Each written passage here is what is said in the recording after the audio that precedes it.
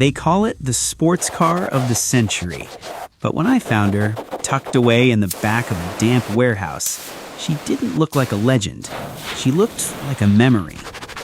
This is a 1955 Mercedes-Benz 300 SL Gullwing. Just saying the name carries a weight. It's automotive royalty.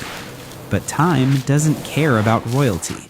The dust was thick enough to write your name in. The iconic silver paint was dull, hiding under layers of grime. Touching the handle of that door, I hesitated. You don't just fix a car like this.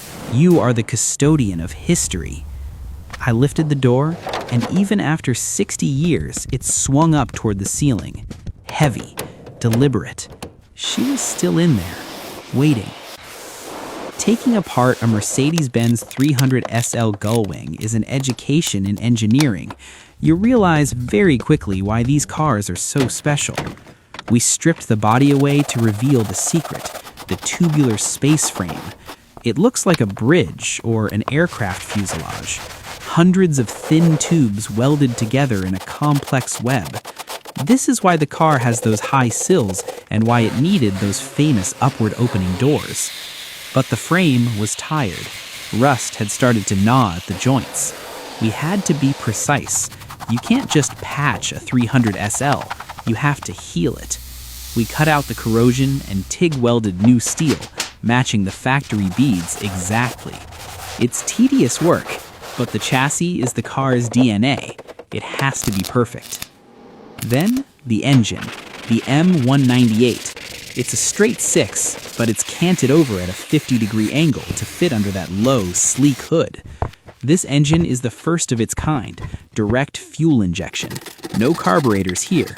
It's a mechanical pump, a system born from fighter planes. It was seized tight. Disassembling it felt like taking apart a Swiss watch the size of a coffee table. We honed the cylinders, polished the crank, and rebuilt the injection pump. That pump is the nerve center. If it's not calibrated to the micron, the car won't sing. Putting it back together, tightening the bolts, you can feel the race-bred pedigree in every component. With the mechanics sound, we turned to the art, the body. The 300 SL Gullwing has curves that are impossible to fake. We spent weeks block sanding, feeling the aluminum and steel with our fingertips, making sure the light flowed over the fenders like water. Then, the paint, silver gray metallic, the color of Germany's racing history. Watching that paint hit the metal, it's like watching a statue come to life. The dull gray turned into liquid mercury. And the interior. We sourced the correct plaid fabric for the seat centers, the gabardine check, surrounded by deep blue leather.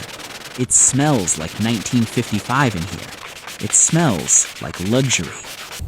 The final assembly is the victory lap. The chrome bumpers, the glass, the three-pointed star on the grille. But the moment that matters is the doors.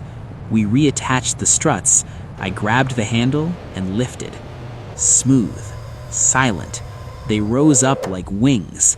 It's the most dramatic piece of theater in automotive history, and it never gets old.